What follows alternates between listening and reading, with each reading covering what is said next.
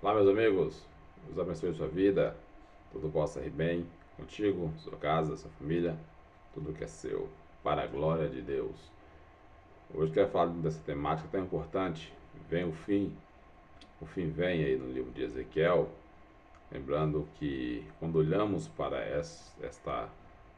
este versículo e entre essa temática do fim, quando isso sucederá, quando isso acontecerá, percebemos que causa temor, pavor em muitas pessoas. Para outros, estão aí aguardando, esperando que a vontade do Senhor seja completa sobre a sua vida. Quando olhamos nesse campo escatológico, que grego escatom, aquilo que vem depois, que vem por último, aquilo que aponta para o futuro, é sobre isso que nós queremos trabalhar aqui com vocês. E quero dividir isso em 3 vídeos, com um conteúdo bastante longo.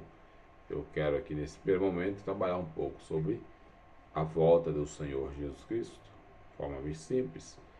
E segundo vídeo falaremos sobre a grande tribulação. Terceiro vídeo falaremos sobre milênio, juízo final e também morada celestial.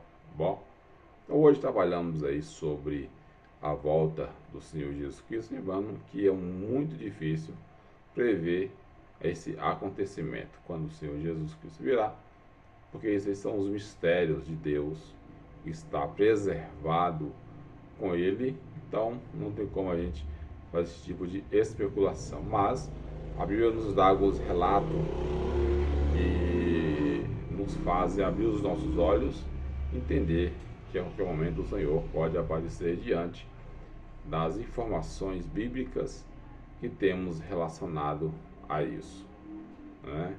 Quando olhamos nessa questão e da volta do Senhor Jesus Cristo, entendemos que há várias linhas de raciocínio para poder chegar a alguma conclusão, porque a diversidade de informação sobre quando o Senhor Jesus Cristo virá, há várias linhas, né? Eu quero trabalhar algumas delas aqui bem rapidinho, não todas aquelas mais conhecidas sobre a volta do Senhor Jesus Cristo. Nós temos aí a pós-milenistas, né? As pessoas que acreditam que Cristo ele virá depois do milênio, né? Acaba-se o milênio, os 1000 anos, aí sim a volta do Senhor Jesus Cristo acontece. Para quem acredita nessa linha de raciocínio, os pós-milenistas, mas temos outras também que eu quero aproveitar o momento para trabalhar com vocês. Também aqui, além da pós-milenista, nós temos o pós-tribulacionista também, que essa linha defende que a volta do Senhor Jesus Cristo se dará depois do final da grande tribulação, quando a volta de Jesus aparece, para arrebatar os seus santos e também para fazer livrar Israel, posteriormente, fazer juízo na terra, tá bom? Pós-tribulacionista. E também tem um meso-tribulacionista. O meso-tribulacionista, ele defende que a volta do Senhor Jesus Cristo acontecerá no meio da grande tribulação. E vamos estudar a grande tribulação, segundo vídeo, só para a gente entender essa introdutória sobre a volta do Senhor Jesus. Para o meso-tribulacionista, ali nos 3 anos e meio, que é a metade dos 7 anos de grande tribulação, acontecerá justamente o arrebatamento dos santos, onde os santos estarão com o Senhor Jesus. E também o pré-tribulacionista. Esse pré, é defendido que a volta do Senhor Jesus Cristo acontecerá antes do período da grande tribulação, em que os santos serão tirados da terra.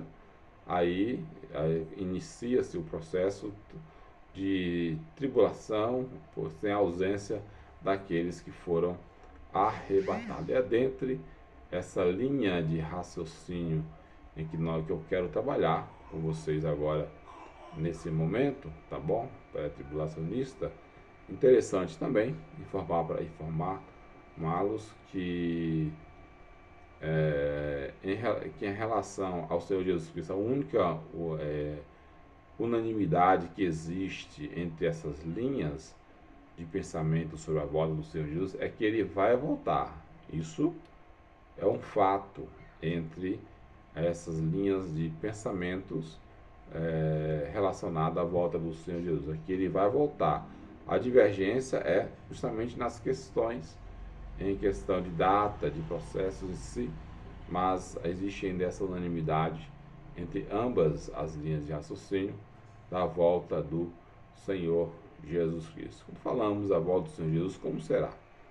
Primeiro, o Senhor Jesus, ele virá a gente usa na teologia como seu modo, né? O modo que ele virá é o pessoal e corporal, né? Como pessoa, né? Com seu corpo, que é o corpo glorificado.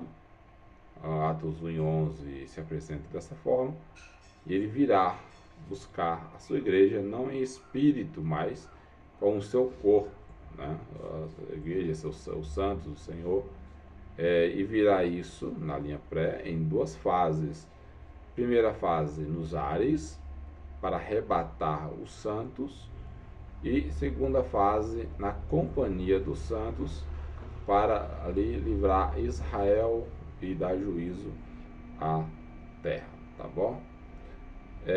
Quando a gente fala sobre a volta do Senhor Jesus Cristo, o próprio Cristo, ele declarou sobre essa questão, porque ele mesmo falou em Mateus 24, versículo 25, e tantas outras passagens que nós temos do próprio Cristo expressando sobre a volta dele a essa terra uma vez mais, para retirar os seus.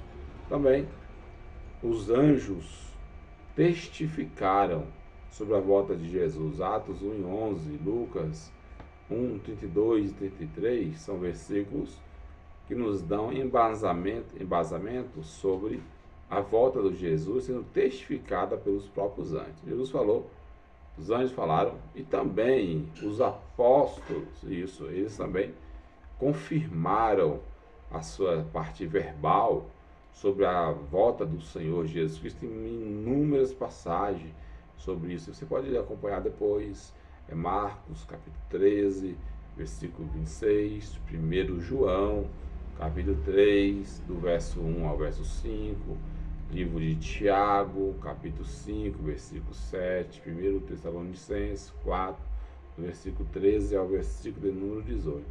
Entre outras passagens, mas aí são versículos que nós temos aí os próprios apóstolos reafirmando a volta do Senhor Jesus Cristo. Mas o próprio Cristo teria antecedido e falou, olha, que antes da volta dele, algumas coisas iriam acontecer, né? Isso é chamado de contrações, a gente gosta dessa expressão, contrações para o parto, dores de parto. E a gente vê ali em Mateus 24, do verso 1 ao verso 4, ele dá uma lista de acontecimentos que teriam, né? Ele vai falar, lá tem guerras e rumores de guerras, fome, terremoto, perseguição, condenação, e também nos diz que o amor de muitos, olha só, olha a nossa geração, hein? Cuidado aí, se esfriaria. Não permita que o amor de Deus, que está em ti, se esfrie, mas mantenha sendo uma brasa viva para a glória do Senhor Jesus em tua vida. Deus abençoe. Também, no livro de 2 Timóteo, capítulo 3, verso 5, Paulo nos dá uma lista também de acontecimentos que sucederão aí, antecedendo a volta do Senhor Jesus Cristo. 2 Timóteo 3, 1 a 5. Ele dá uma relação, as quais são tempos trabalhosos, avarentos, presunçosos, soberbos, blasfemos, desobedientes a pais e mães, ingratos, infames, profanos, sem afeto natural, irreconciliáveis, caluniadores, e tem uma lista enorme. Depois você acompanha com paciência no Timóteo, capítulo 3, verso 1 ao verso 5, alguns acontecimentos aí que trata sobre a volta do Senhor Jesus Cristo, tá bom?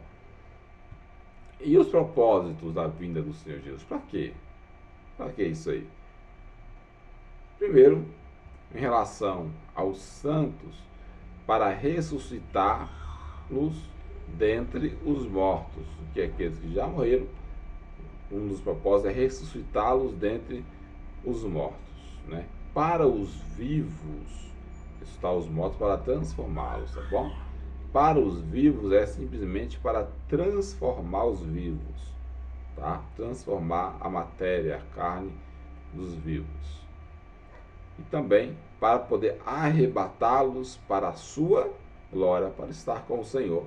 Esse é um dos propósitos, para estar com o Senhor, para julgar e premiar as suas obras. Eu vou falar os versículos, se você puder acompanhar no celular. Transformar os vivos. 1 Coríntios, capítulo 15, versos 51, 52. Ressuscitar os mortos. 1 Coríntios 15, 22 e 23. Para arrebatar a glória do Senhor, levar para a glória do Senhor. 1 Timóteo 4, 17.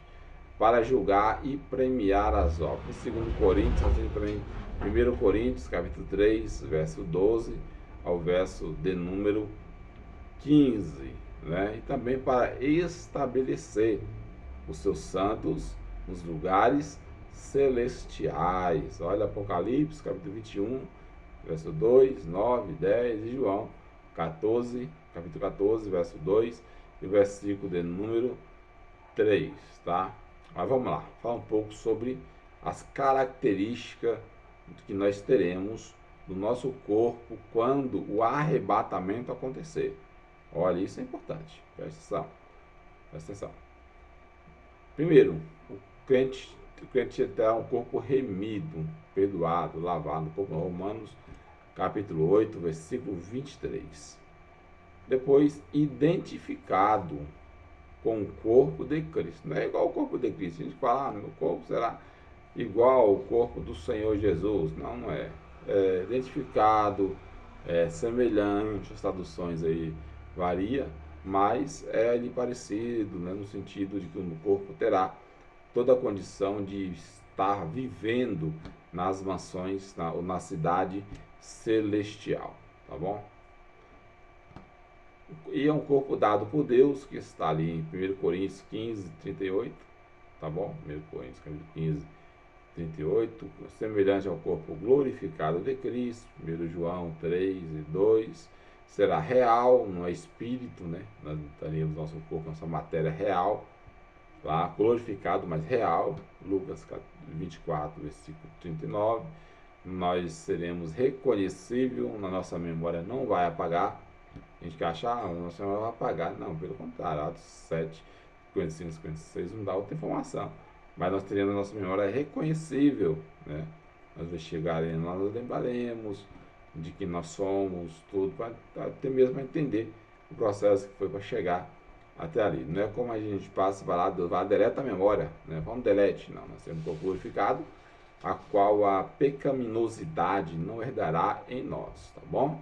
Mas teremos o reconhecimento ainda. E seremos também livre das limitações terrenas, tá? Nosso corpo, ele não se submeterá ao pecado, mas está livre das dificuldades desse tempo. Você lembra do versículo, Apocalipse 21, verso de número 4? E Deus enxugará de seus olhos toda lágrima, e não haverá mais morte, ó, nem pranto, nem clamor, nem dor, porque as primeiras coisas desse tempo ficaram para trás. Deus fez tudo novo para a glória do Senhor, tá bom? Corpo glorificado, igreja arrebatada, santos arrebatados, agora entrando nos lugares celestiais com Cristo, né? Ali agora começa o processo de julgamento, né? Podemos dizer dessa forma, processo de julgamento. Só que esse julgamento não é o que nós imaginamos, julgamento de condenação, tá? Esse julgamento é um julgamento de recompensa pelo trabalho exercido aqui na terra. Tem algumas coroas que a Bíblia nos dá informação que a pessoa herdará lá, tá bom? Primeiro, coroa da vida, Tiago 1:2, Apocalipse 2:10. Coroa da glória, João capítulo 17, versículo 22, 1 Pedro 5:1 a 4, coroa da justiça, 2 Timóteo, capítulo 4, verso 7, o verso de número 8, coroa da alegria, 1 Timóteo, capítulo 2, verso 19 e o verso de número 20, coroa incorruptível, 1 Coríntios, capítulo 9, versículo 25 e o versículo de número 27, tá bom? Guarde aí, anote esses versículos, leia, procura pesquisar, você vai entender ainda melhor o que Deus tem reservado para você. Então, esse primeiro vídeo, nós foi trabalhado essa a parte do arrebatamento, a volta do Senhor Jesus Cristo, e eu quero finalizar com o tão conhecido 1 Tessalonicenses, capítulo 4, versículo 13, que fala ali, até o último versículo, fala sobre o arrebatamento dos santos. E é interessante, fala que o mesmo Senhor, olha, descerá do céu, Jesus, descerá do céu com alarido, com voz de arcanjo e trombeta de Deus. E os que morreram primeiro, aqui os irmãos já foram mortos, e os que morreram primeiro ressuscitarão. O que aconteceu? Eles vivos se juntarão a nós, e nós, os que estivermos vivos, seremos transformados em um momento, em um piscar de olhos. Nós seremos transformados para quê? Ao encontrar ao Senhor nos ares. O Senhor está ali nas nuvens, nos ares, e ali o seu povo, os santos, subindo ao encontro ali do Senhor. Que momento extraordinário! Ao encontro do Senhor estará nos ares, recepcionando as pessoas. E o último versículo é maravilhoso, porque nos diz: consolai-vos uns aos outros com estas palavras, que Cristo voltará. Palavras é essa, Jesus Cristo, ele vai voltar, tá bom? Não sabemos o dia, não sabemos a hora, sabemos que ele vai voltar. Nós precisamos saber é que nós precisamos manter, aguardando o Senhor Jesus, fazendo a sua vontade, buscando a sua graça em nosso meio. Próximo vídeo falaremos sobre a grande tribulação, tá bom? Deixe seu like, nos siga, estaremos orando pela sua vida. Peça a oração, coloque seu nome lá, e na madrugada estaremos de joelho apresentando a sua vida ao Senhor. Deus te abençoe, em nome de Jesus.